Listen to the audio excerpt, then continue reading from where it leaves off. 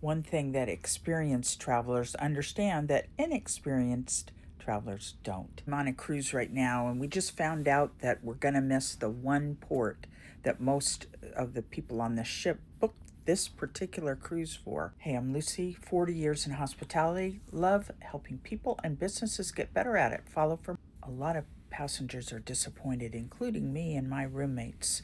But one thing I get is that things happen, and there's not always a villain. Weather happens, mechanical failures, flights get canceled, it rains on a beach vacation. But emotionally mature travelers like me understand the difference between inconvenience and injustice. The goal of travel should never be perfection, because it often doesn't happen, but about adaptability. Some of the best memories can happen when these things go wrong.